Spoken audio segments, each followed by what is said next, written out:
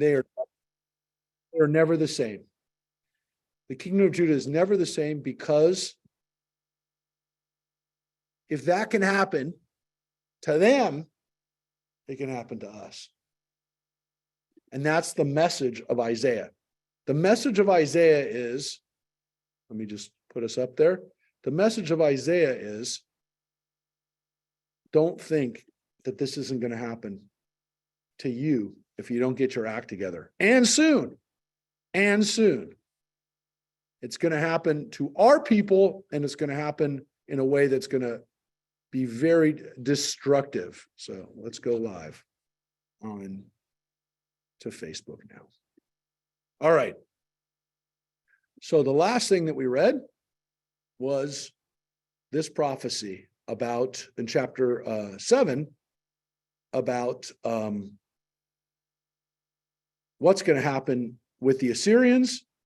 And we read this really, really famous line here. Chapter 7. Look, the young woman is with a child. Mike, are you asleep? Mike, where did Mike go? Oh, I guess he left the building. This line right here. There is an Alma, Hine Alma.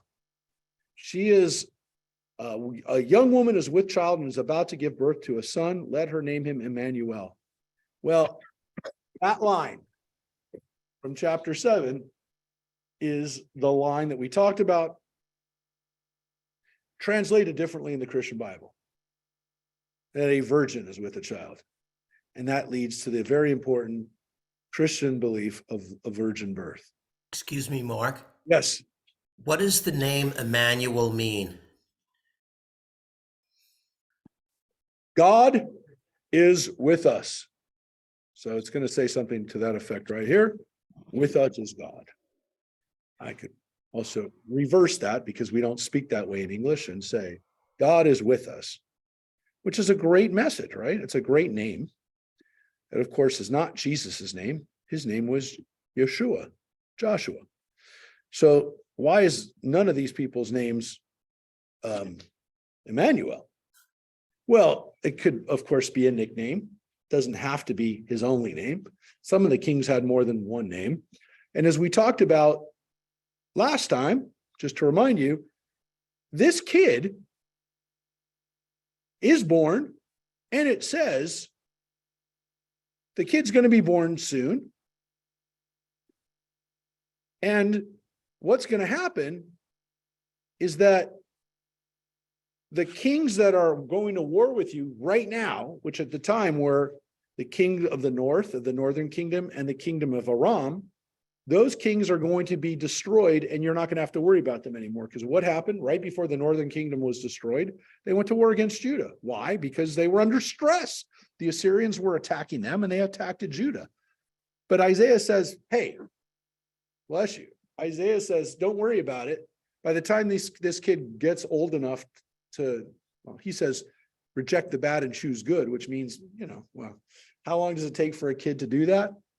Hopefully not too long, but let's say he's a young kid, not an old kid. It doesn't say by the time he gets married. Those kings are done. They're done. So it does not talk about it happening 700 years later, which is what the Christian Bible believes happens, or the Christian Bible says that it happened. But it was a king at a certain point. We're going to come back to that, because today we're going to read about the other part of that prophecy, which again doesn't seem to be talking about something that happens hundreds of years later. It's going to happen during Isaiah and pretty much everyone else's lifetime that's hearing this. But we'll get to that when we get to chapter 9. First, let's look at chapter 8, which is another story about a kid being born. So in the themes of these chapters are prophecies that deal with big global events for the people happening against the backdrop of a kid or a family, if you will. In this case, that we're reading chapter 8, Isaiah's family. So the previous one was about a king having a baby. This one's about Isaiah having a baby. Let's read why. Rosemary, if you would be so gracious, if you're able to, if you We'll read. see how it goes. Okay, thank you. Okay. The Lord said to me, get yourself a large sheet and write on it in common script for Maher Shalal Hashbaz, and call reliable witnesses, the priest Uriah and Zechariah, son of Yevarechiah, to witness for me. Yeah, to notarize this thing that I'm going to write on a large sheet. Now, the King James Bible might say something else besides a large sheet. What does it say? A great roll. Somebody else who is out there might have a different translation in their Bible. It is not a Torah scroll. It is not a book. It's some kind of tablet. It's some kind of big board.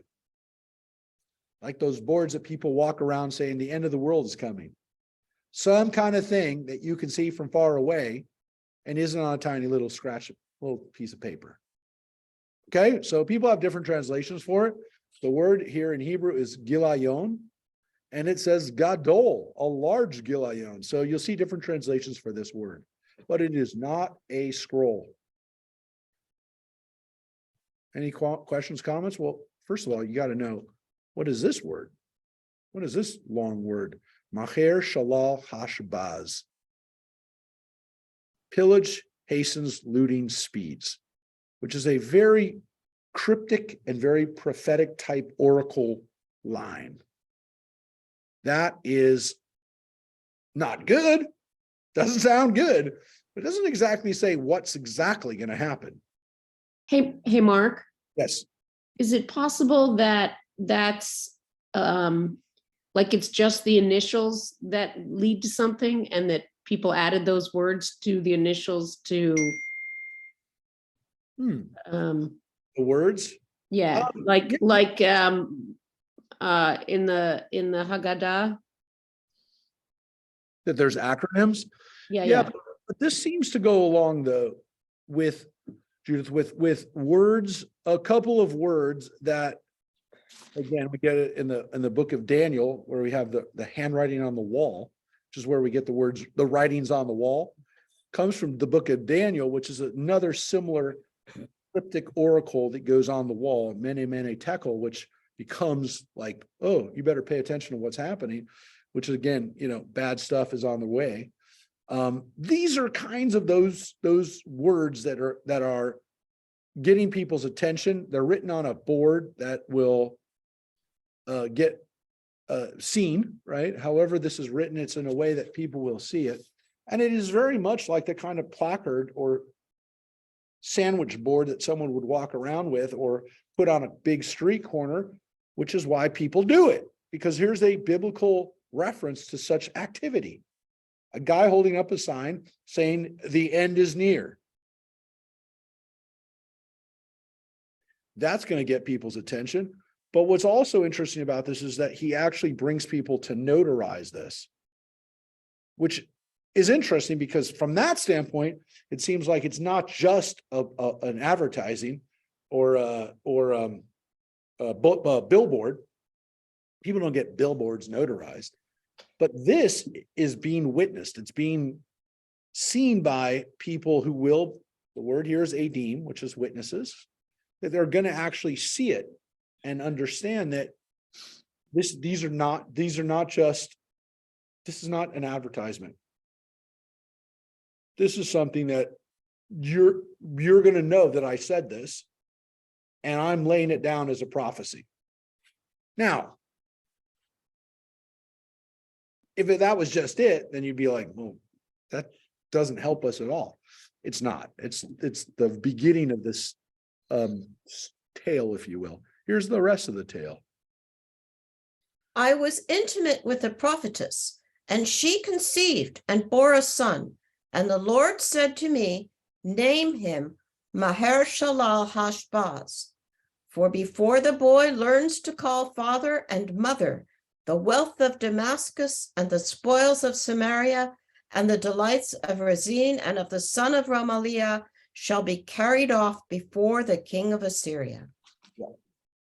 So what we just read is that Isaiah has a kid. And it says that his wife was a prophetess too. That's the word, Neviah. That's why it's translated as prophetess. And it says right here, Isaiah's wife. Now, it doesn't actually say Isaiah's wife, but we assume it's Isaiah's wife. Why? Because otherwise, Isaiah went out and just had sex with somebody else who was not his wife in order to teach a lesson. Well, we do, and we are going to read about Hosea having kids with a woman who cheated on him, was a prostitute, was somebody that her sexual history becomes integral to the fact that he's having kids with her. So having kids as part of your prophetic work we're gonna see other examples of it. But here it seems as though the woman that he's intimate with is his wife, is a prophet on her own right, and that this name is actually the name of the kid, his kid. And just like we read in chapter 7, this kid, as a child, not right from wrong here, but before he can say the words father and mother, Damascus and Syria, right? The northern kingdom is Samaria. Damascus is Aram. Those countries, those kings are going to be done. Assyria is going to take care of them.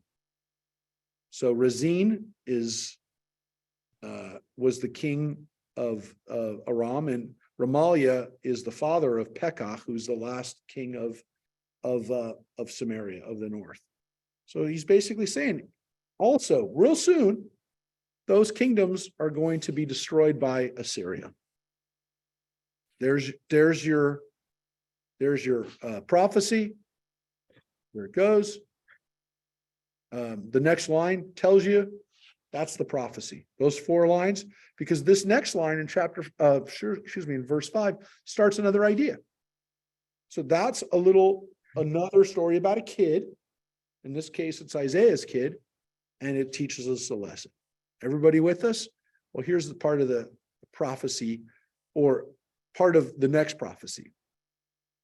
Again, the Lord spoke to me thus, because that people has spurned the gently flowing waters of Siloam, assuredly my Lord will bring up against them the mighty, massive waters of the Euphrates, the king of Assyria and all his multitude. It shall rise above all its channels and flow over all its beds. Now, here's actually a good example of going to Israel and going specifically to Jerusalem to put everything together. Because Isaiah just threw out a little topographical tidbit that you really only understand if you understand the geography of Jerusalem and the geography of the region. Because what did he just do? He just paralleled 2 bodies of water. And I mean, one of them is a creek, one of them is a channel, and one of them is the mighty Euphrates River. The creek, and really more appropriately the channel, is the Siloam Pool, which is where the water from the Gihon spring is feeding water to Jerusalem. And there is a tunnel there called Hezekiah's Tunnel, where we can see how that water was fed into the city of Jerusalem when it was under siege. And Hezekiah built this tunnel, or finished a tunnel, or re-engineered and enlarged a tunnel that brought that water there. And you can go into Hezekiah's Tunnel if you have wading gear, and you can go through that today in Jerusalem. It still exists. Hezekiah's Tunnel still exists. And it goes from the waters of Siloam, this pool, from the Gihon Springs, and feeds this Siloam Pool, which has been also excavated. Siloam Pool was excavated because it was still in use during the time of Jesus, the Pool of Siloam. So it was an artificial reservoir. And so what Isaiah just said is, that great water conduit that we have, that great water system that we have that takes care of Jerusalem? Well, because you didn't take care of your city and take care of doing what you should do for God, Assyria represented by the Euphrates River, is going to spill over and wash you away. So it's a very descriptive and very powerful, dramatic understanding for the people there. What would be the equivalent?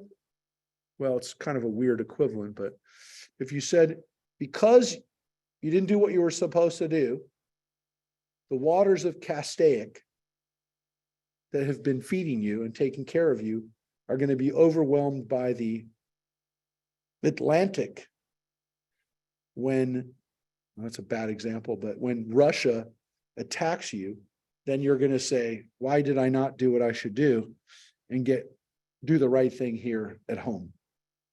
And so that's what Isaiah just did. He just made a comparison of waters that people would understand.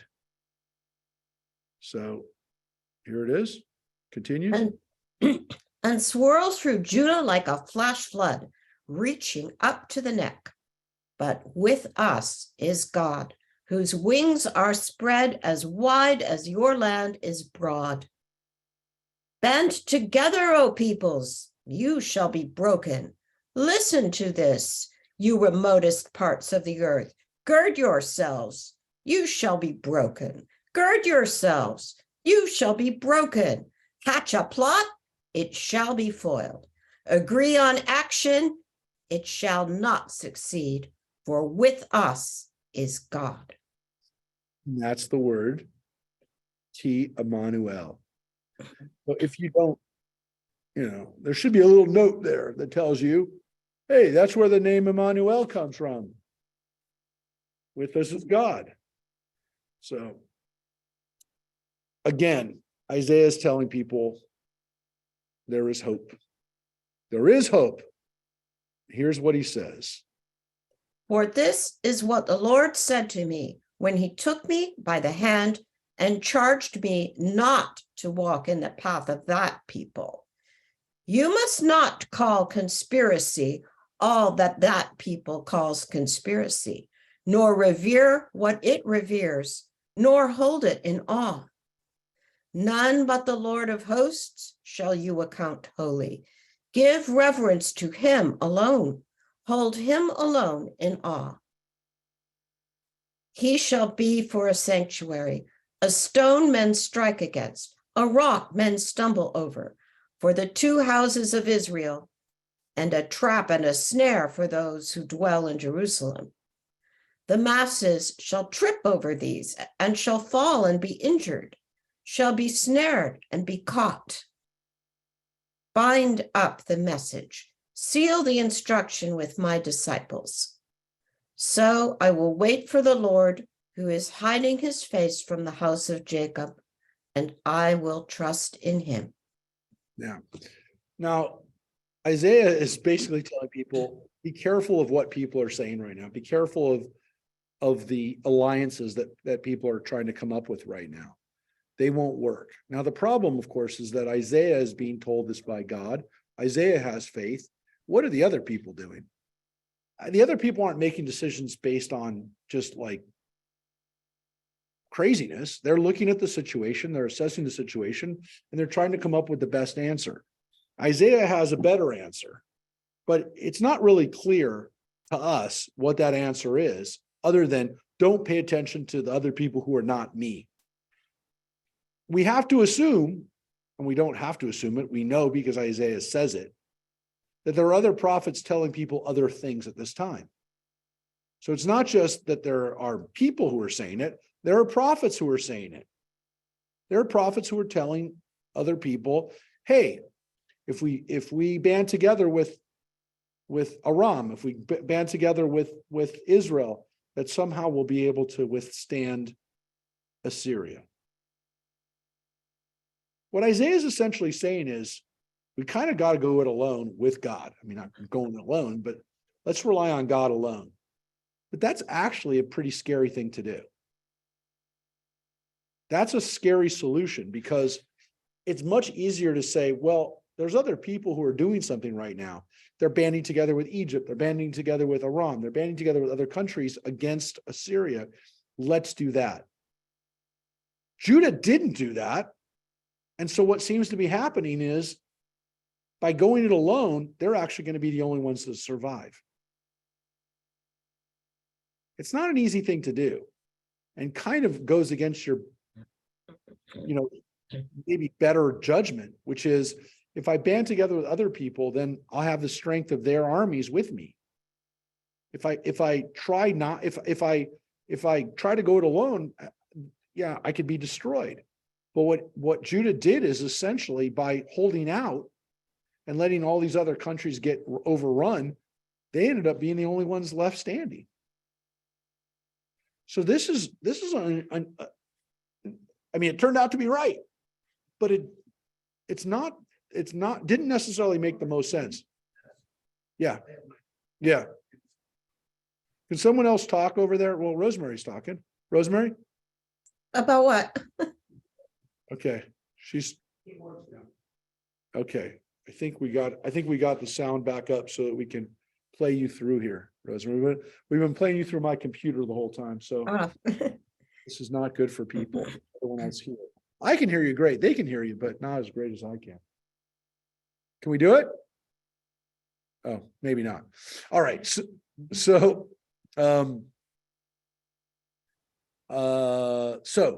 this is Isaiah's message. We're going to go it alone with God. We're not going it alone, but we're going it alone with God. So here we go.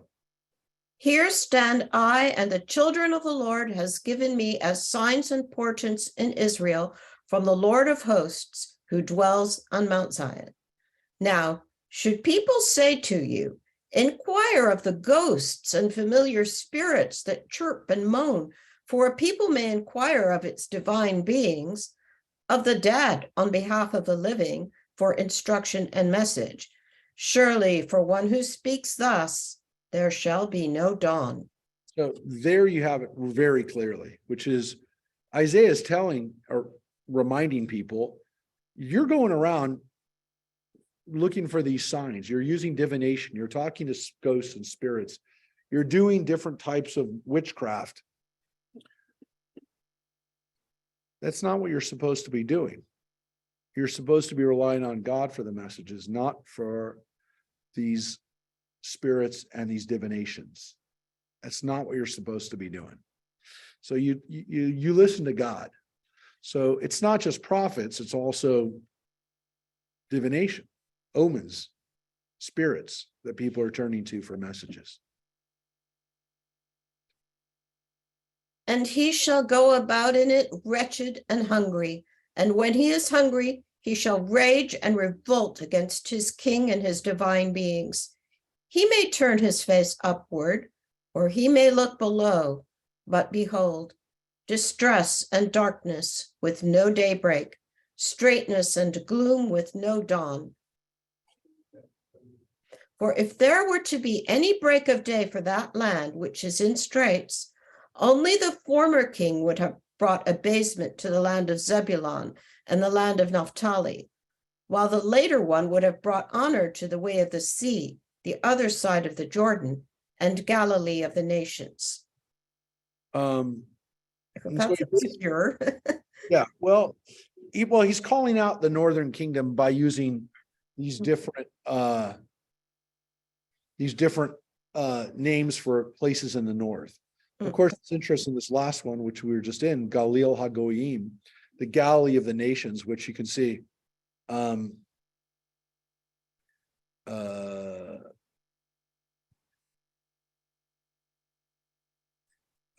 It doesn't actually have a note about Galilee of the nations.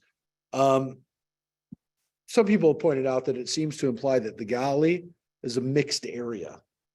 It's not just the tribes of the north, that it's also inhabited by people like the Phoenicians and Syrians and other people who are not Israelite, which some people have pointed out is one of the reasons why the people of Judah looked down on the Galilee. Definitely during the time of the two kingdoms, when there was a northern and southern kingdom, but there are others who say that type of looking down on the north existed even during the time of Jesus, 500 years later, where people looked at the Galilee and said, yeah, that area is kind of kind of a weird area. It's not an area where you can actually be sure of the ethnicity of the people up there. It's kind of a mixed bag of people up there. So that actually continues into Jesus's time, hundreds of years later.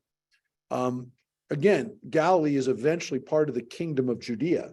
It's part of that kingdom that revolts against the Romans. But it is always, because it's 25, 30, 45 miles north, when you go to the very far reaches of it, it's always a little bit different than Judah and the central parts of Judea, which means Bethlehem, Jerusalem, Hebron, those cities that are in the kingdom of Judah, and that later on are also still kind of the heartland of Judea. And so the condemnation of the northern kingdom is clear here, which is the northern kingdom does these kinds of things. They worship other gods. They go to divinations. They talk to spirits, which is why they're being destroyed. Don't be like those people. So don't be like those kings. Don't be like those people in the north. So all those tribes, right? Zebulun and Naphtali. But this is one of the earliest actual references to the Galilee as not a tribal land necessarily, but as a region, not just calling it the tribe of Naphtali, which is in the Galilee, or the tribe of Dan, which is in the Galilee, but to actually refer to it as Manasseh, which is in the Galilee, but to actually call it by a region, to call it the Galil, the Galilee. Okay. So that is chapter 8. Now, chapter 9, which we're about to look at. Let's take a look.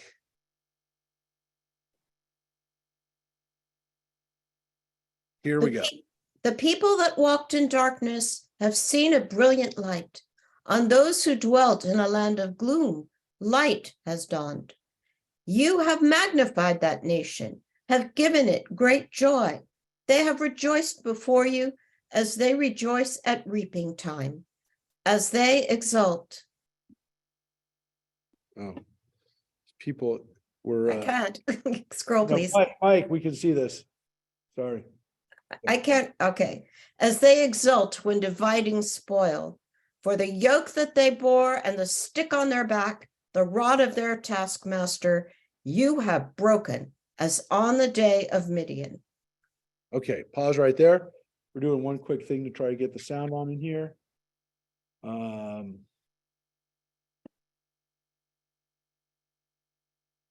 we almost out of it? Mike? Mike? Sorry.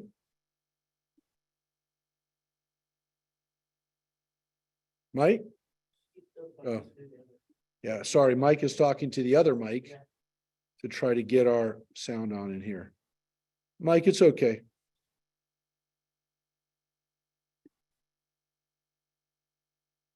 You know, what's interesting is mine divides differently than this does. Oh, how does yours do it? The first is the last verse. Of the next, of the, interesting. And it quotes the shadow of death, the land of the shadow of death. For which? For what is your first verse? The first verse is the people that walked in darkness have seen a brilliant light. So mine says the shadow of death.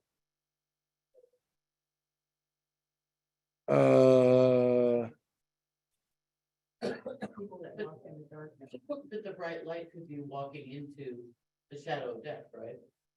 Yeah, well, they translate the words on those who dwelt in the land of gloom, Be'eretz Salmavet. That's the land of the shadow of death. The reason why that King James sounds familiar to you is because Begate Salmavet is the valley of the shadow of death. The word Salmavet, the King James translated it as shadow of death, whereas this translation goes to kind of a more literal I don't know. It's not necessarily even literal. It goes to a translation which kind of captures what the essence of it is, which is a land of gloom. I mean, most people would probably, we've been conditioned to like the valley of shadow or the shadow of death. Here it's not valley of death, of shadow of death, it's the land of Salmavet. But yeah, it's definitely not a good situation to be in. So again, how do you translate the word Salmavet, whether it's an Eretz or whether it's Begay, which is the valley? Salmavet literally means, Sal means shadow or image or hologram. So And then this is Mavet is death.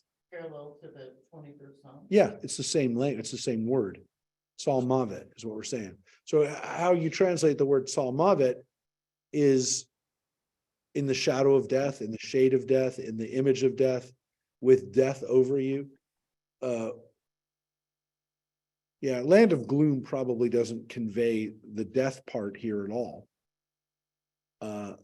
But you know, some people see it as like walking through hell. But is it really hell? Because it's not death, it's the image of death, it's the feeling of death, which is why they translate it as gloom, land of gloom, but land of, if you said land of death, that would give you the idea that there is actual death there. Salmavet means the image of death or the reflection of death or the, you know, the hologram of death. It feels like death, or it gives us a feeling like there's death, but there's not death yet. But you could say with the fear of death, you know, with death looming over us, which is why the 23rd Psalm, when we think about it, I mean, we're not at the 23rd Psalm, but you know, the Hebrew is important. You know, we oftentimes think of Psalm 23 as being a psalm about death because of that word, I walk through the valley of the shadow of death. Otherwise, there's no death in that poem. It's about God taking care of me in my scariest times. The end of the psalm says, you know, I will dwell in the house of God forever, which seems to imply, and we'll get to it when we read Psalm 23. But Psalm 23 really isn't about death. It's about someone being scared. And it's a psalm of comfort and saying that God is with us even in our darkest times. It's definitely not a psalm about the person who died, even though most people think that that's what it's about.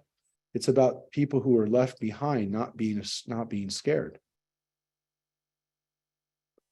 People have kind of lost that.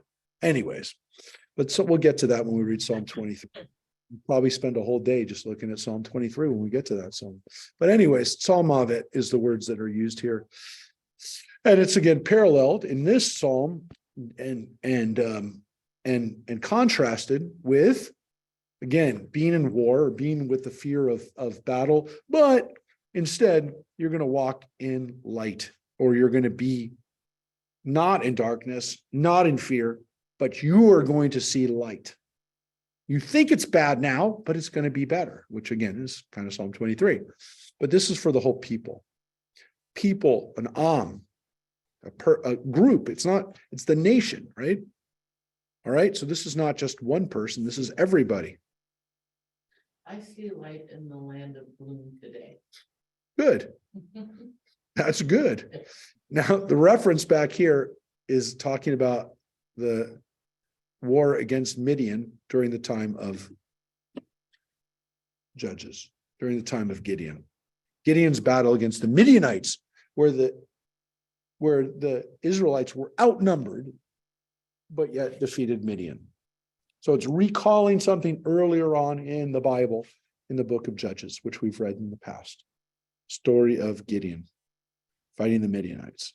So the Assyrians, they're going to be like the Midianites, and that we're going to beat them. By the way, this comparison of saying whoever our enemy now is like the enemy we had, we did that a lot. We did that throughout the Bible. We did that even after the Bible, because we did it during the time of the Maccabees, where we said the Greeks, they're going to be like the Persians or the Babylonians or whatever. And we kept doing it until we got to the Romans. And then it didn't work. Because we finally met a nation that wasn't like the Assyrians or the Babylonians, or again, going backwards to the Midianites.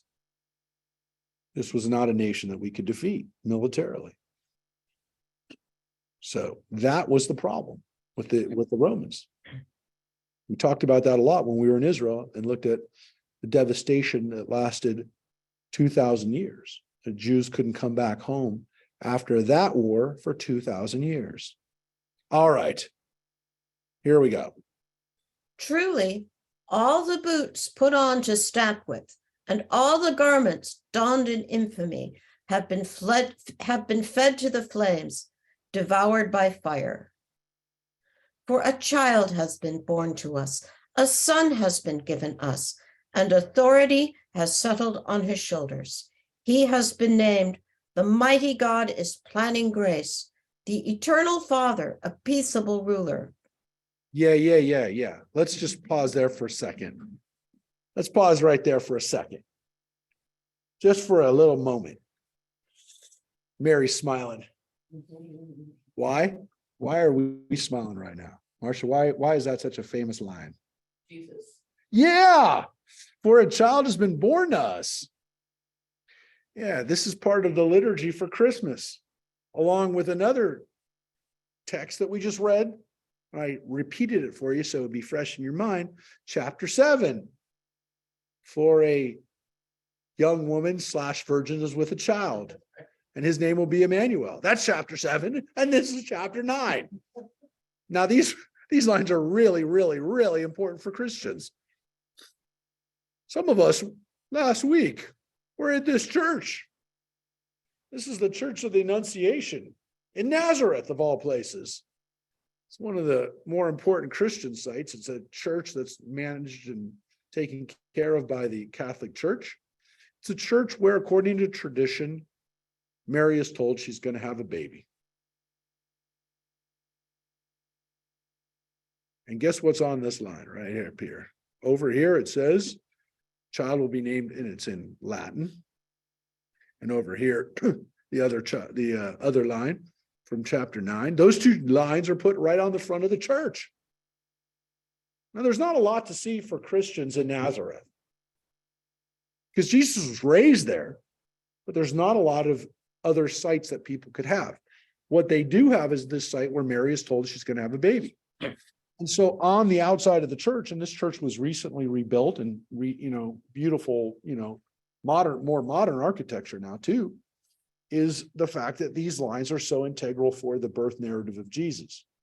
We also went to Bethlehem, where, according to tradition, Jesus was born. The manger, the cave, actually, where it says he was born.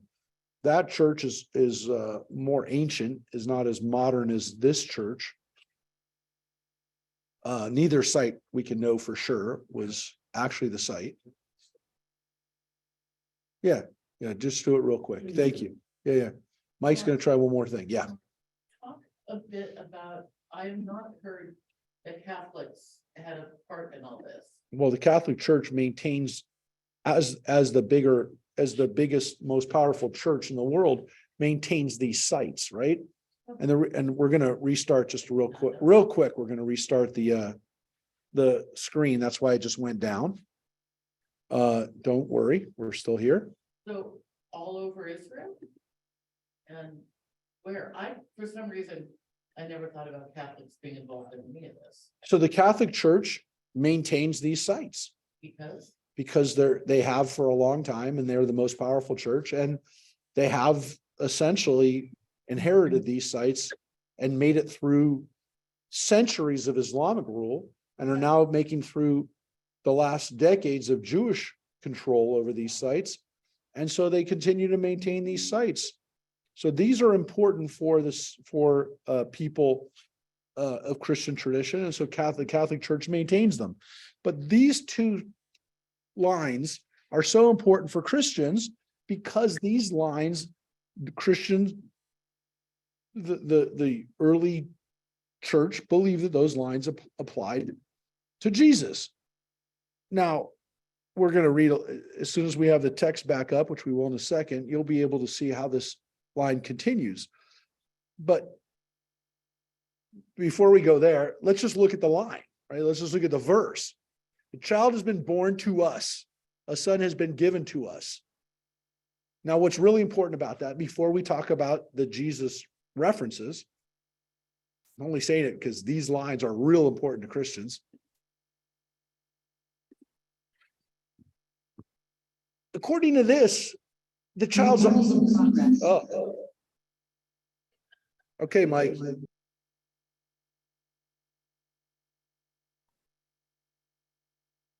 All right. No, that doesn't work.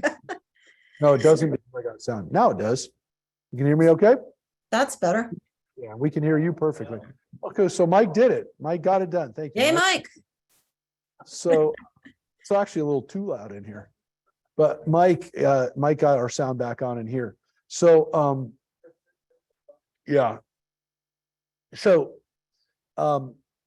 folks, a couple things. Let's just look at the line. The child, well, I'm just waiting for the text to come back up. The child's already been born. The child has been born to us. Doesn't mean that the child will be born to us. It means the child has already been born to us, which makes sense given the fact that we've read in chapter 7 that the child is maybe was just born. The young woman had a child, and now the child has been born. He's there. We'll later know him as King Hezekiah. But the words say that he's already been born. So told that she was going to have a child in Nazareth. This would be, No, you're jumping ahead. oh, Don't talk about Jesus yet. Hold it, Marcia. Hold it 1 second, okay? It's all about it, okay? Because King Hezekiah, some people have heard of him. You've all heard of him. But there are a lot of people who've never heard of him, including 1.5 billion Christians, many of them who've never heard of Hezekiah, but they've heard of Jesus. So let's just talk about this just for a second. What's in the text? Authority has been settled on his shoulders. He has been named the mighty God is planning grace. The eternal Father, a peaceable ruler. Those are all other nicknames that are given to him. So if we look at the words, well, that's later on in Isaiah, we'll see that phrase used. Aviad, which is mighty God. Gibor, Aviad, El Gibor, Aviad. These are appellations to the kid, and appellations and praises of God. This one's really famous, Sar Shalom, which is always translated, Mary, what does it say? Prince of Peace. You heard of that before, because that's a title used for Jesus all the time. Sar Shalom, Prince of Peace. Hundreds of churches called Prince of Peace. It's a great name for a church. It's a great name for a church. It's also, if you will allow me to show you something right now, people love the name Sar Shalom. So much so that I will show you right now for your viewing enjoyment. Oh, spelled it a little wrong here. Sar Shalom. Congregation Beth Sar Shalom, Messianic Synagogue. Sar Shalom Synagogue, Messianic. Congregation Sar Shalom. It's a wonderful name, especially if you're going to open a Jews for Jesus synagogue or church. Sar Shalom is one of the most popular names for Messianic congregations. So yes, Mary, absolutely. Prince of Peace is a great name for a church, and Sar Shalom is a great name for a church where they use Hebrew a lot. We call that a Messianic congregation. So, yeah, those words are really, really, really important.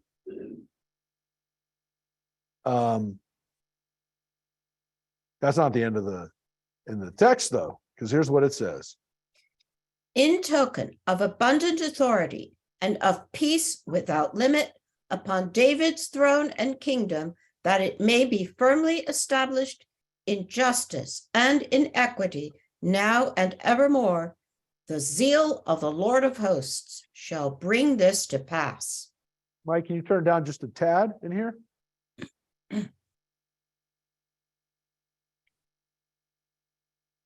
Oh, one second. Here it's pretty clear that this is David's throne and kingdom, right? This isn't just a discussion about a kid who's going to bring about peace. This is also a ruler who's going to literally rule on David's throne and kingdom. Sounds like a marriage, Why? just the wording. Oh, well, in the sense that, yeah, Firmly established justice and inequity. yeah, you oh, know, yeah, yeah. evermore. Just yeah, we use those words to describe marriages and to, Sounds like a commitment. yeah. No question that this is a commitment that this king, or eventually, will be a king of peace, and that he will be someone who will bring about power and peace from David's throne, which is one of the reasons why it is so important for Christians that Jesus is related to King David, that he's from the town of Bethlehem, which is where King David is from. All of these become integral for the story of Jesus, because for him to be the Messiah, he has to be connected to David's throne. He has to be from that family, which is why a family who clearly is from Nazareth has to be in Bethlehem for the birth. Which is why the Christian Gospels, not all of them, some of them, say that Jesus's family was in Bethlehem when he was born, thus bringing about the connection to this prophecy and some of the other prophecies that talk about the kingdom being established in Judah. Let's read a little bit more before we talk about the full impact of this. My Lord let loose a word against Jacob, and it fell upon Israel. But all the people noted Ephraim and the inhabitants of Samaria in arrogance and haughtiness. Bricks have fallen, will rebuild with dressed stone. Sycamores have been felled, will grow cedars instead. So the Lord let the enemies of Rezin triumph over it and stirred up its foes, Aram from the east and Philistia from the west, who devoured Israel with greedy mouths. Yet his anger is not turned back, and his arm is outstretched still. For the people has not turned back to him who struck it, and has not sought the Lord of hosts. So the Lord will cut off from Israel head and tail, palm branch and reed in a single day. Elders and magnates, such are the heads. Prophets who give false instruction, such are the tails. That people's leaders have been misleaders, so they that are led have been confused. That is why my Lord will not spare their youths, nor show compassion to their orphans and widows, for all are ungodly and wicked, and every mouth speaks impiety. Already wickedness has blazed forth like a fire, devouring thorn and thistle. It has kindled the thickets of the wood, which have turned into billowing smoke. Yet his anger has not turned back, and his arm is outstretched still. By the fury of the Lord of hosts, the earth was shaken. Next, the people became like devouring fire. No man spared his countrymen. They snatched on the right, but remained hungry, and consumed on the left without being sated, each devouring the flesh of his own kindred. Manasseh, Ephraim Manasseh, and both of them against Judah. Yet his anger has not turned back, and his arm is outstretched still. So the first part of the prophecy is that there will be a king that will take care of Judah. The rest of chapter 9, which again may or may not have even been part of the same prophecy, probably not, had to do with the destruction of the northern kingdom. And of course, a warning to the kingdom of Judah. The fact that, again, that these prophecies were put together is a message of hope, that Judah will be okay, that they will be reigned, but there will be someone who will reign, who will bring us out of the chaos that is about to happen. And there was indeed, as we know, pretty bad situation. Hezekiah protected the people. We read about it in the book of Kings about a month and a half ago. He made it, he helped us get through, about 2 months ago, actually.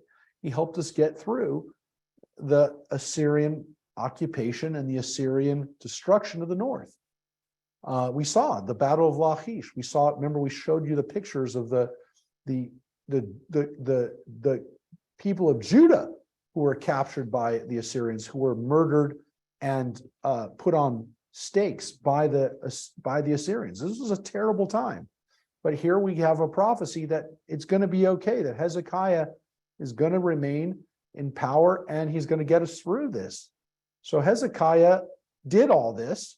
And that's probably, again, one of the reasons why, if not the only reason why, we have the prophet Isaiah in the first place, which is that it was a big risk to say that.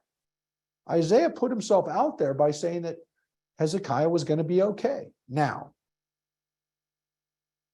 again, we talked about that when we read the book.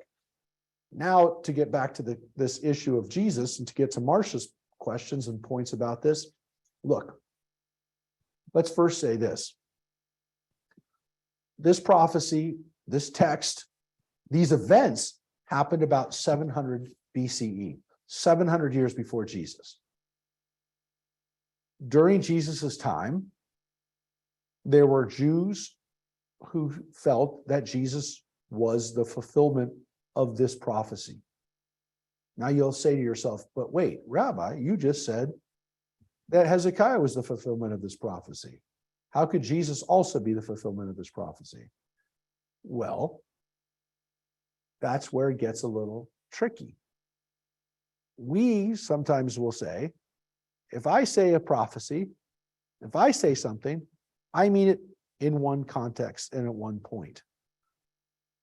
They didn't believe that in the ancient world. And when I say they, I'm talking about we, the Israelites, the Jews, the Judeans. They read the Bible and said, I know Isaiah said this a long time ago, but it could also be about us. Now, lest you think that the Christians were the only people who, even the Jewish Christians, were the only people who would say that. There were Jews at the time of Jesus who also thought other people were the Messiah and who said the same kinds of stuff. So before you think the Christians were out of line for doing this, just understand that we did the same thing. So they did nothing out of line because what they did was consistent with what other Jews were doing, including the rabbis. There were rabbis who said, yes, we can interpret Isaiah's words for today. So just like we had to deal with the Assyrians 700 years ago, we're dealing with the Romans today. Guess what? We can also have a Prince of Peace. We can also have a guy who's going to sit on the throne of David. How do I know that? Because they did it. And we have the Jewish texts that say that they did it. And then you know what else? They didn't stop. They didn't stop during the time of Jesus. Because there's a very famous rabbi that we've talked about, and we talked about him when we were in Israel, Rabbi Akiva. And he lived 100 years after Jesus. And he said that Bar Kokhba, the great Jewish general during his time, he said that guy was the son of the star. He was Bar Kokhba, the son of the star. Where did he get that from? From another prophecy we're about to read. And a prophecy we already read in the book of Genesis, but there's a star in Judah, a star in Bethlehem. And he referred to Bar Kokhba. So guess what? We did it too. The fact that Christians did it is not inconsistent with Jewish tradition. I want to make that clear. That doesn't mean, as a Jew, I don't believe that they were correct in doing that or applying that to Jesus, because I don't think Jesus was the Messiah. But that doesn't mean that what they did was wrong in the sense of they couldn't do it. They did it and they were successful at doing it. The reality is eventually people didn't even understand the Jewish context for it. And so they didn't even care. The fact that other people claim to be the Messiah, the fact that there was actually a guy named Hezekiah who already fulfilled these prophecies, those aren't important. And again, you can make the argument, Christians really don't want to hear that because it takes away from the unique situation of Jesus. If you said to a Christian, hey, you know what? Those prophecies in chapter 7 and chapter 9 referred to Hezekiah. First of all, they don't want to hear that. And even if they heard that and knew it, they'd say, so what? It also applied to Jesus. So they could definitely believe it. Look, Christian scholars know this. It's not a secret to people who've read the Bible. By the way, it is a secret for people who don't read about King Hezekiah.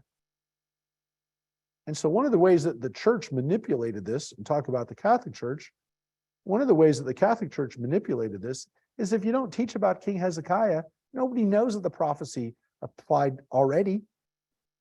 Look, I'm only telling you this because there are people who say, what difference does it make whether Jesus fulfilled the prophecy? It's already been fulfilled.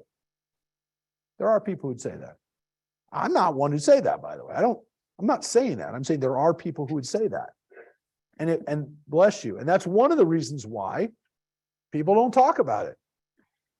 It takes away somewhat of the mystery and the mystique and the power of Jesus if you say, hey, those words refer to King Hezekiah. Didn't you know that? People don't want to hear that. Again, I'm only telling you this is the way it's played out over history. So is it possible, I'm really throwing out a long shot here, that it was recorded, sometimes the Bible jumps forward and backwards and hundreds of years have passed, and could we be talking about the same person? Who that we're talking about? Hezekiah and Jesus. Well, look, the Christians believed it. They have no issue believing it. They knew what they were doing. Again, the rabbis knew what they were doing. They knew that there was a guy named Hezekiah. They were very well aware there was a guy named But was it Hezekiah. at the same time? No, it's 700 years apart. Okay, they're sure about that. 100%. Okay. Everybody knew. Okay. This had been long ago written. People opened the book of, look, they opened the book of Isaiah and they said, oh, that's in the book of Isaiah. How do we know that?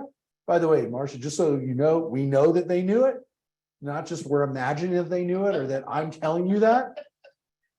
The people who were on our trip to Israel went into the shrine of the book at the Israel Museum and saw the greatest discovery that was part of the Dead Sea Scrolls, which is the large scroll of Isaiah. The scroll of Isaiah is over 2,000 years old. It dates about 100 years before Jesus. And there's the book of Isaiah for you to read. So we know, I'm not just making it up that Isaiah lived 2,700 years ago. We know he did. And we have books. We have a book of Isaiah that was ironically the best scroll that was kept of the Dead Sea Scrolls. Well, some people would say it's not ironic. Christians would say, well, that's a miracle. The prophet Isaiah got preserved in its entirety. Look, Isaiah has 66 chapters. Can I interrupt you for a second? Please. Mike, can you turn down a little bit in here? Yeah, thanks. Yeah, please, Ronnie. Yeah, I think a piece that we're missing, or maybe we're not missing, is that the people we call Christians in first century Palestine were Jewish. That's number one. So to call them Christians is kind of like misleading. Secondly, this is a political agenda in first century Palestine. These were political conflicts within the Jewish community between the various sects that were confronting the Romans. So politics got all mixed up with theology. It's kind of like when conservatives and liberals argue over who is the real recipient of Jefferson's legacy, liberals or conservatives. And we can quote Jefferson 100 different times, and everybody thinks that Jefferson belongs to them. And it took a few hundred years before it became strictly a theological argument. Oh, well, yeah, no, all of you said is correct, right? But the important thing that I said from the very beginning of this discussion is that what Christians did, and again, Jewish Christians, absolutely, these were Jews, they did what the rabbis did too, which was saying that these texts can refer to other people and they can refer to our own day. And that is consistent with Jewish tradition. There's nothing that goes outside of Jewish tradition to do this. That was what my point is. And yes. And I agree with you. And if they were Jewish, that's all correct. Look, there definitely were, especially from what we know about the different sects at the time, especially maybe someone like a Sadducee, a priest, would say, no, you can't refer to somebody during this time. The prophecy was about somebody who lived 700 years ago. We know who the person is, and stop interpreting the Bible in this way. And so the Sadducees were much more literalist, and maybe they would say you can't do this. So yes, the political agenda actually is even more important from the standpoint that there might have been Jews who said 2,000 years ago, sorry, you can't apply it now. That's a possibility. By the way, we don't know that for sure because we don't really have the Sadducee side of it. We only have the rabbis, the Prushim, the Pharisees side of it. So maybe the Sadducees interpreted stuff a little bit more. We don't know. We don't have their side. My guess is that people always interpreted the Bible, whether they said they did or not, whether they were strict literal interpreters or more liberal interpreters. I don't know, but I think people have always interpreted the Bible. I think they have. Can't be sure of it. We don't have their texts, and so we don't know for sure.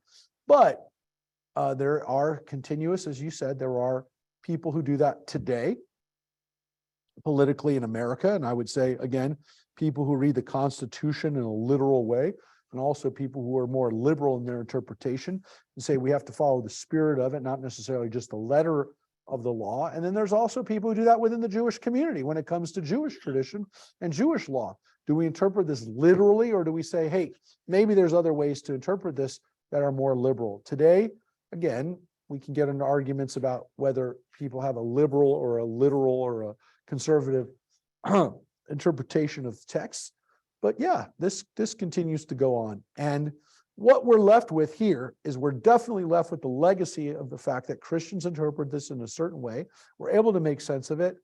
And I would argue, though, Ronnie, the important thing is that they don't understand the context of this anymore. And that's where it was somewhat there was an abuse of interpretation here by not allowing people to interpret. So when Protestant scholars started interpretation and started looking at the text during the time of Martin Luther, they were opening it up and saying to people, hey, maybe we can look at where it says here and what it says there, and we're not just going to read it out of context.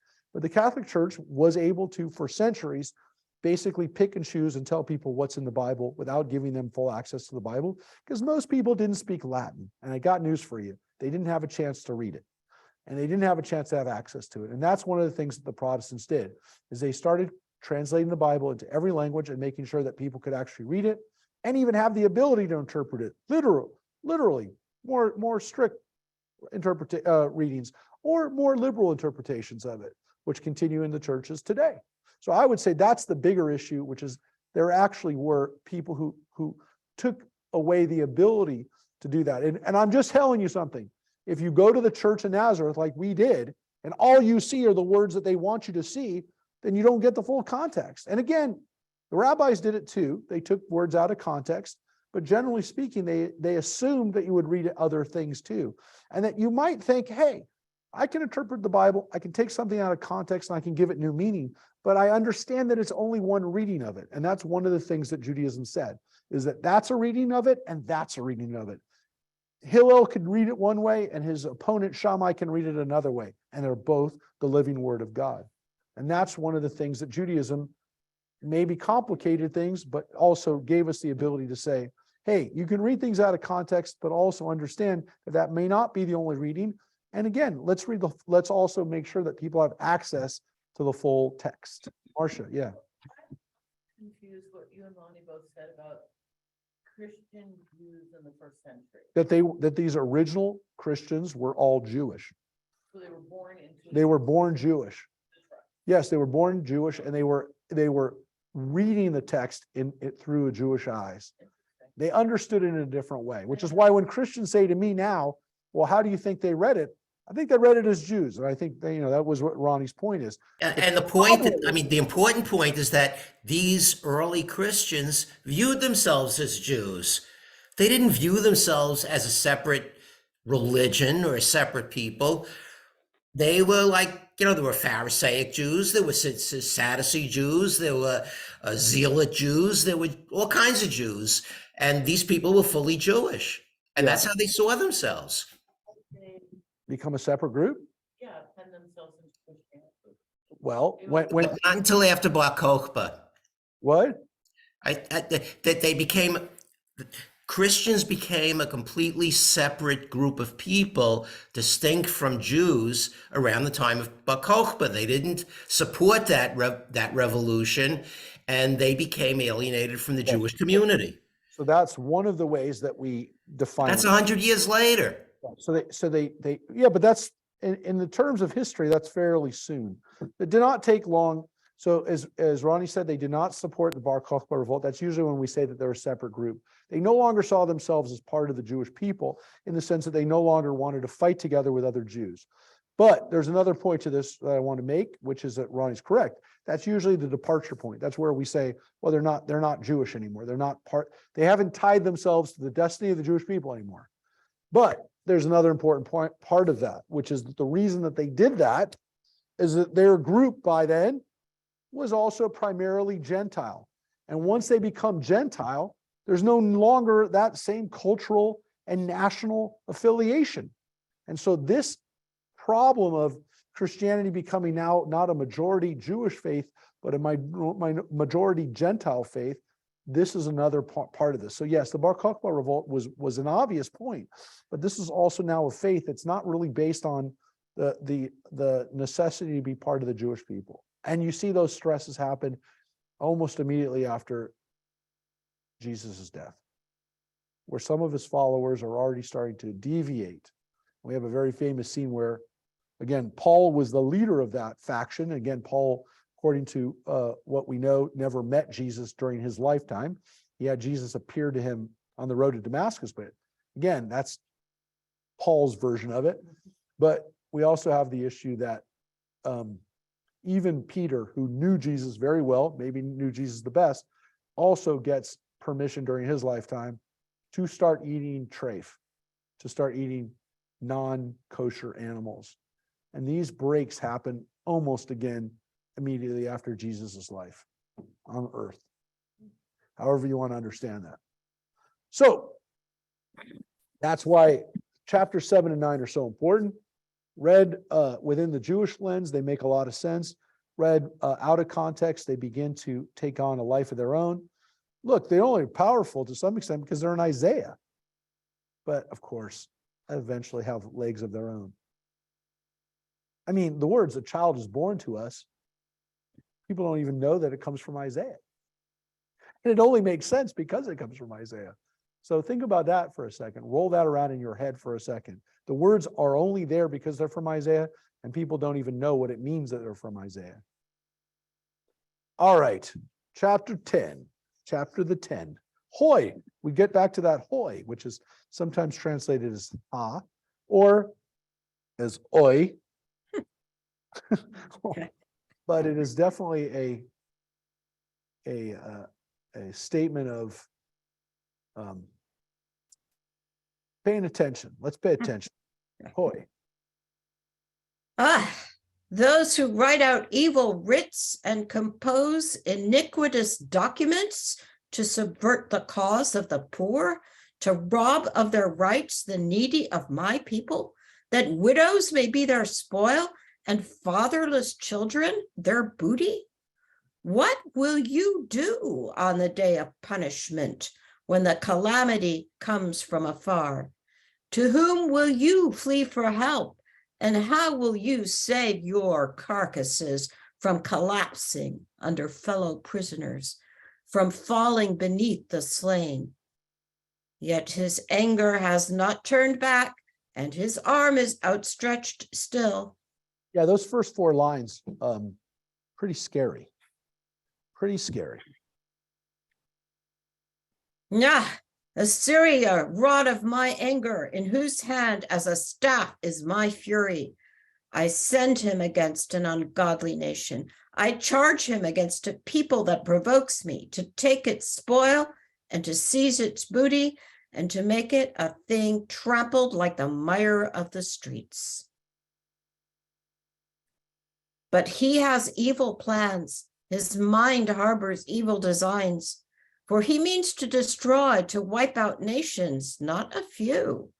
For he thinks, Well, hold it 1 second. okay, This is these are God's words, right? This is God. That's why the capital M here in me. God is using the Assyrians to wreak vengeance on the people who've not done what they're supposed to do. And it's not because they're it's not because they're weak or because the country should be able to be defeated, but because they're unethical, because they do bad things, because they're not taking care of those that are most vulnerable. And that the Assyrians are coming, and they're not going to just destroy, one nation. They're going to upend everything, the whole area. Here's what it says. for he thinks, after all, I have kings as my captains. Was Kalno any different from Carchemish, or Hamath from Arpad, or Samaria from Damascus? Since I was able to seize the insignificant kingdoms whose images exceeded Jerusalem's and Samaria's, shall I not do to Jerusalem and her images what I did to Samaria and her idols? Yep.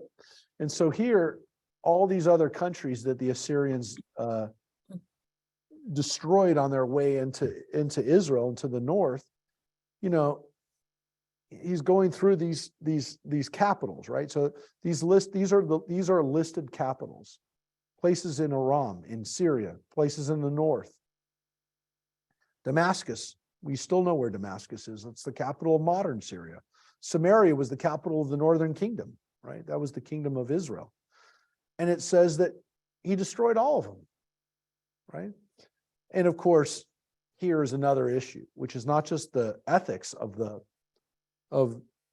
Jerusalem. And again, here Jerusalem is the capital, right? It's the capital of the southern kingdom, and it's used as a parallel as again to the other capitals. And again, so it's if I said didn't I destroy Berlin, and didn't I destroy Paris and everywhere else? Now I'm going to destroy DC. And here it's also said that, look, the Sumerians, the northern kingdom, Israel was worshiping other gods, and so is Jerusalem. And so just like all those altars to the other gods were destroyed in Samaria, they're going to be destroyed here in Israel, in Judah too, in Jerusalem. But when my Lord has carried out all his purpose on Mount Zion and in Jerusalem, he will punish the majestic pride and overbearing arrogance of the king of Assyria. For he thought, by the might of my hand have I wrought it, by my skill, for I am clever. I have erased the borders of peoples. I have plundered their treasures and exiled their vast populations. I was able to seize like a nest the wealth of peoples. As one gathers abandoned eggs, so I gathered all the earth. Nothing so much as a flapped a wing or opened a mouth to peep. Yeah, and so Assyrians, they're going to get punished. Don't worry. Why? Because they actually think that they did this. Isaiah is saying God did this. And the Assyrians are only the instrument. They're only the rod. They're only the implement of God. God's behind it all, but they think they're actually behind it all. They think they're at the actual power. No, they're just in the hand of God.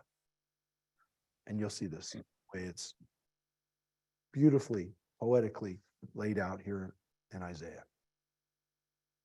Does an axe boast over him who hews with it, or a saw magnify itself above him who wields it, as though the rod raised him who lifts it, as though the staff lifted the man? Assuredly, the sovereign Lord of hosts will send a wasting away in its fatness, and under its body shall burn a burning like that of fire, destroying frame and flesh. It shall be like a sick man who pines away. The light of Israel will be fire, and its Holy One flame. It will burn and consume its thorns and its thistles in a single day, and the mass of its scrub and its farmland. What trees remain of its scrub shall be so few that a boy may record them. And in that day, the remnant of Israel and the escaped of the house of Jacob shall lean no more upon him that beats it, but shall lean sincerely on the Lord, the Holy One of Israel. Yeah, and it's not the end yet, but this is the hope, right? Not even a hope. Isaiah is saying it's going to happen. So the Assyrians are running around telling everyone, look what I've done, look how powerful I am. Again, they're like does the axe take credit for the person? Are they the thing that actually knocked it down, or is the person who actually wielded the axe? So Isaiah is saying it's all God. God is doing the destruction. He's just using the Assyrians. The Assyrians are the saw. They're the head of the axe. They're the rod. And so they're going to be destroyed. And Isaiah says that there'll be a remnant of Israel. And this is the word that we have, and we've seen it before, a Sha'ar Yisrael, a remnant of Israel. Now, this is interesting because this idea that there'll be a remnant of the Jewish people, and again, well, let's finish this prophecy and then we'll look at it, because this phrase, a remnant, is used over and over and over again. Let's look. Only a remnant shall return, only a remnant of Jacob to mighty God. Even if your people, O Israel, should be as the sands of the sea, only a remnant of it shall return. Destruction is decreed. Retribution comes like a flood. For my Lord God of hosts is carrying out a decree of destruction upon all the land.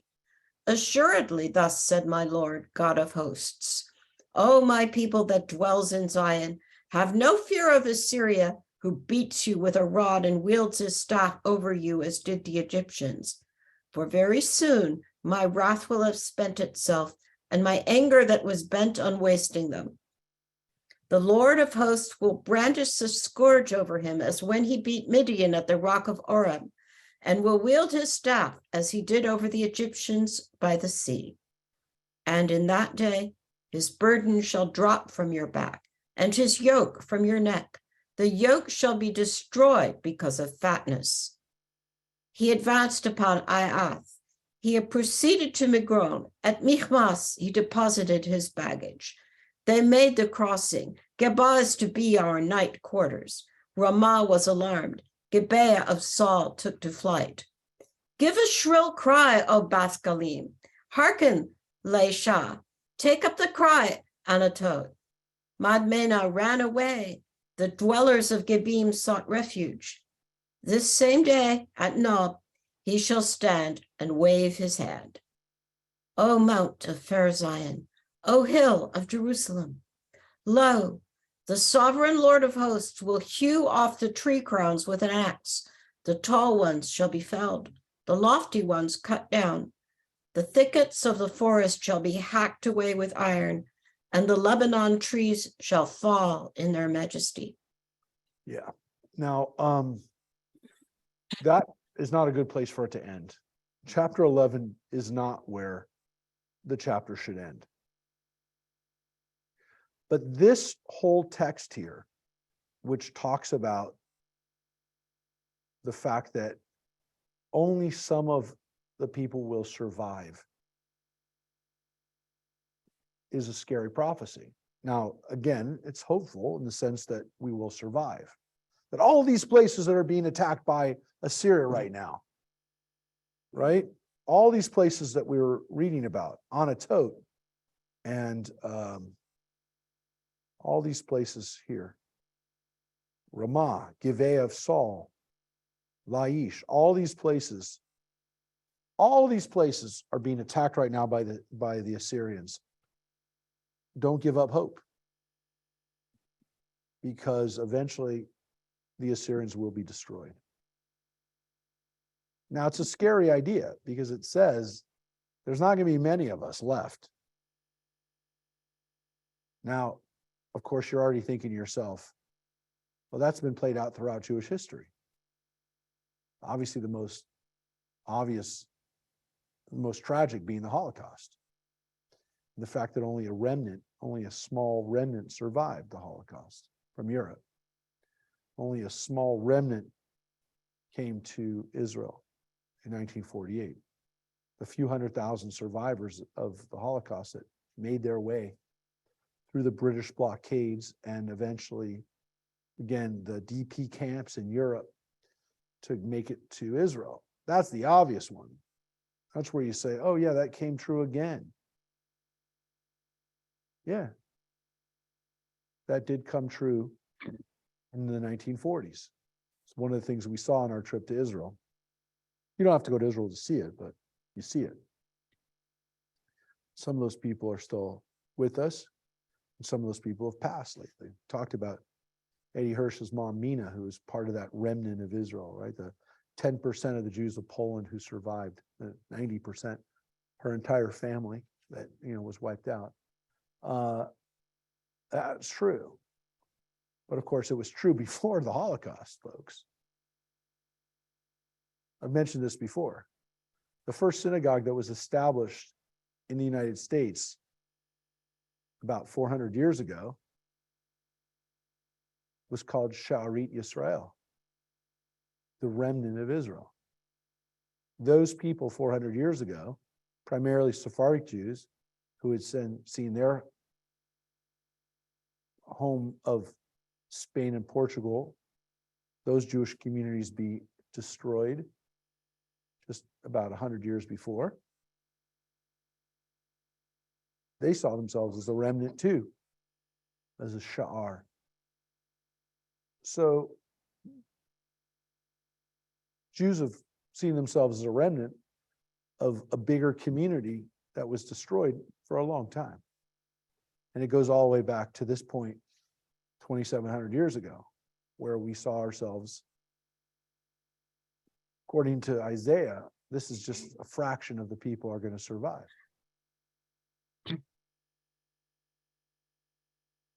So there's hope, but it's not going to be easy. You tell people that only a remnant of their family, a remnant of their community, of their nation is going to survive. That's a scary thing. I mean, there's hope, but it's not going to be easy.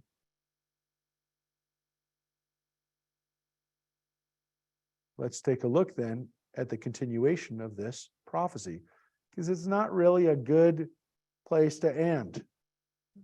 Because here's another very, very famous line, which Christians have also used, but most of us would say, oh, this makes sense.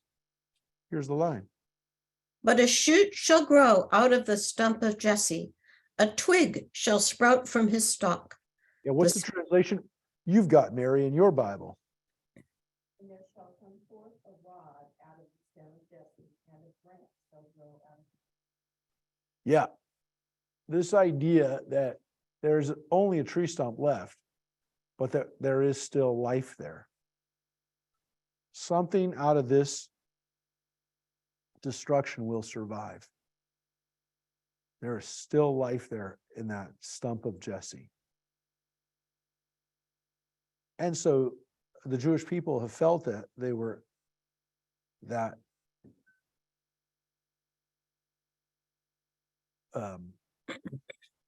that twig, if you will. But this image also of something growing out of the stump of Jesse is also something that early Christians felt as well. That they were also that stump, that rebirth out of the tribe, out of the Jewish people. That twig. So if you're a part of that group, you feel pretty fortunate, you feel pretty lucky to have survived.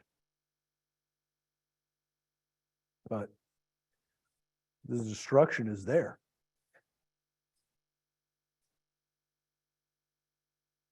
This doesn't go away, folks, for people. It's in the back of our minds all the time.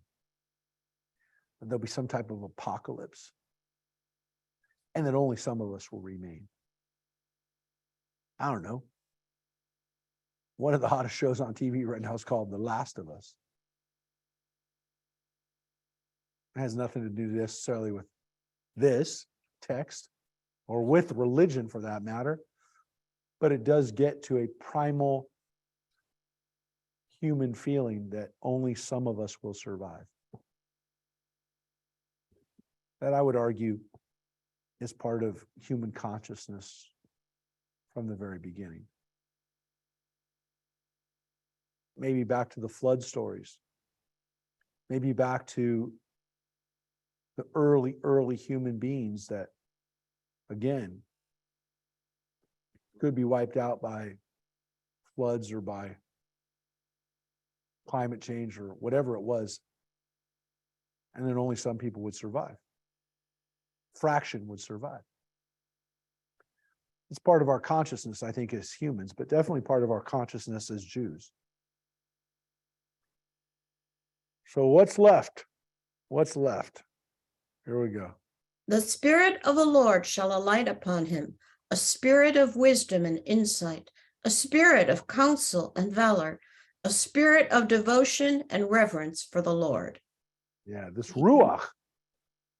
Ruach. How does the King James translate it? Translate as Mary? Yeah, a spirit. A spirit of knowledge. Yeah. Yeah.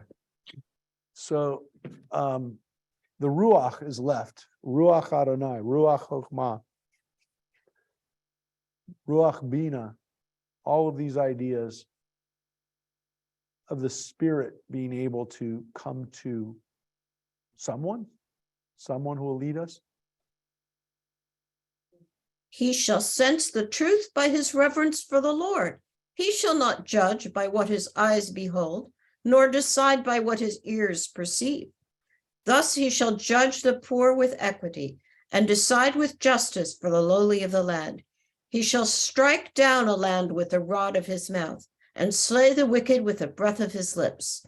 Justice shall be the girdle of his loins, and faithfulness the girdle of his waist. The wolf shall dwell with the lamb, the leopard lie down with the kid, the calf, the beast of prey, and the fatling together, with a little boy to herd them. The cow and the bear shall graze, their young shall lie down together, and the lion, like the ox, shall eat straw. Yeah, that sounds kind of familiar. Mary, what's your translation for verse 6? Verse 6, the wolf Yeah. shall also dwell with the lamb, that shall lie down with the kid, and the calf and the young lion, and the fatling together. Yeah. Now, you know that because it's also part of Jesus's, it's part of Jesus' prophecies, right? That, you know, that there will be a,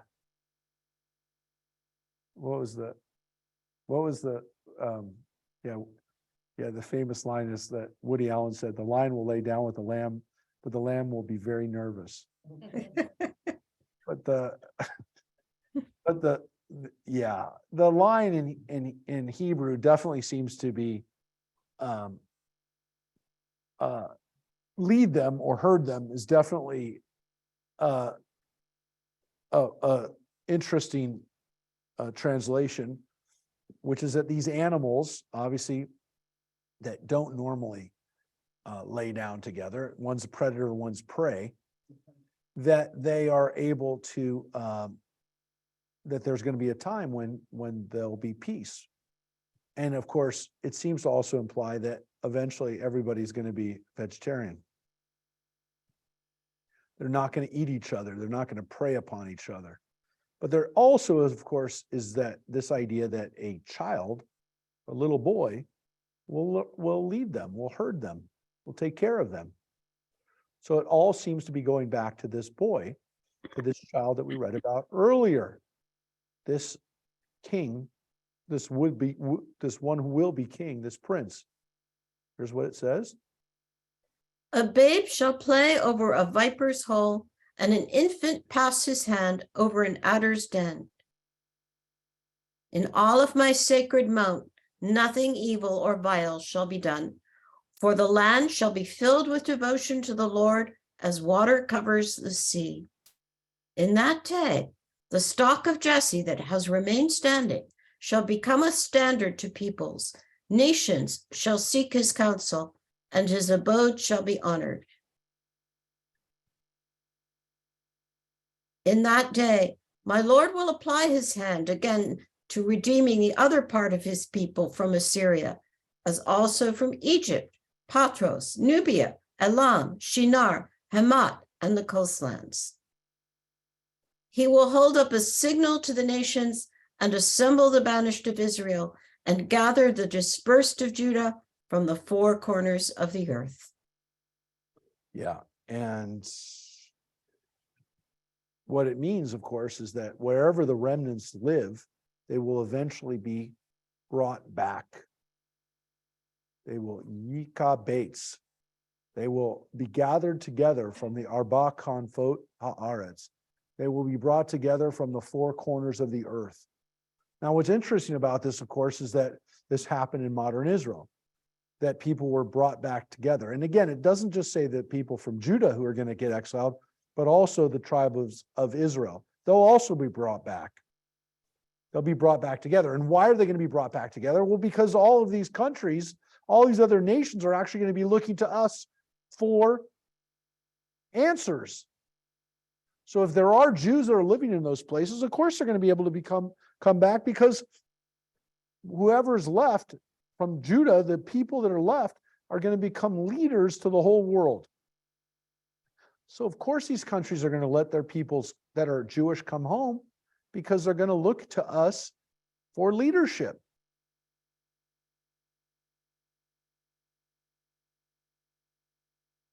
Now, of course, the hope was that this would happen thousands of years ago. There are people today who say that that's only happened truly in the last 50 years, 75 years. Some would say really only in the last 20 to 25 years since the fall of the Soviet Union. That when Jews were finally able to come over from Russia and those countries, that this truly was a time when Jews could come back from any other part of the world where they were being held. You could make the argument the last Jewish community that's kind of under siege and under control is the Jews of Iran. But even those Jews can make Aliyah if they want to. It's not easy, but they can. They do. So there's really no part of the world where Jews can't make Aliyah now. So it's very interesting that people look at this and say, well, this has happened only in our day, as people have turned to Israel for answers.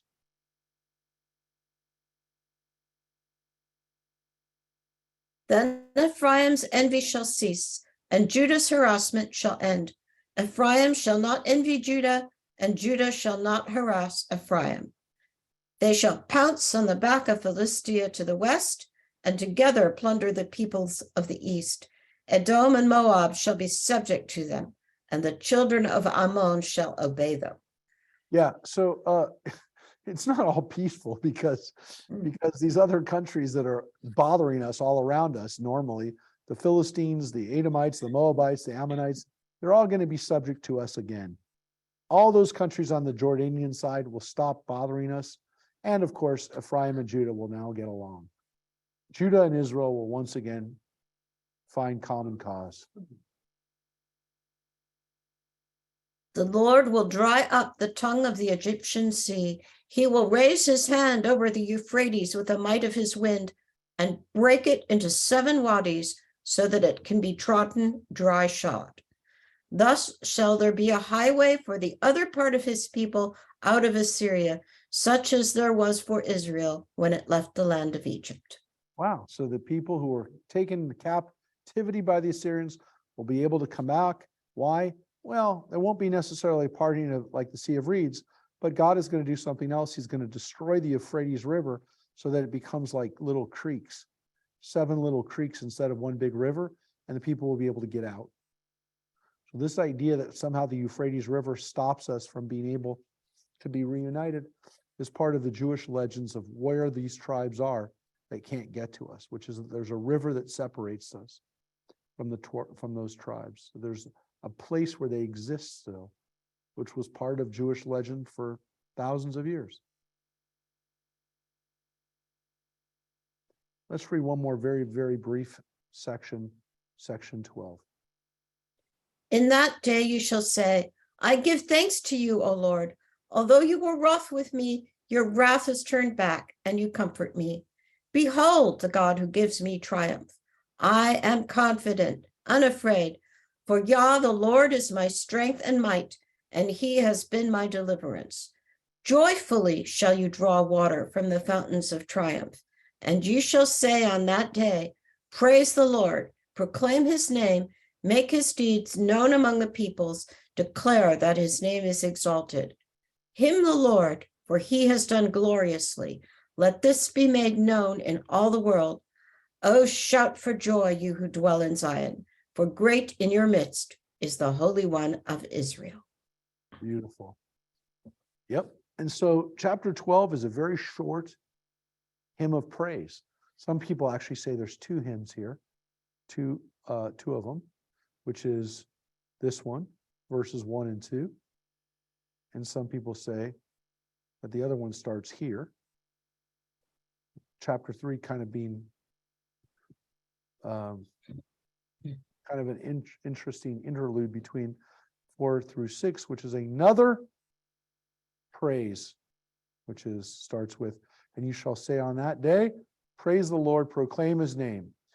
But lest you think that verse 3 is not important, because it breaks up these 2 interesting hymns, or again, we're left with one hymn of praise, chapter 12, 6 verses. Somebody read for me, Judith. Read for me verse 3. Verse 3, Yeah. joyfully shall you draw water. Oh, read it in Hebrew, Judith. Oh, okay. Sorry. Ushavtem mayim b'sason mima'ane ha-Yeshua. I wanted you to sing it for us. Oh, got it. Mayim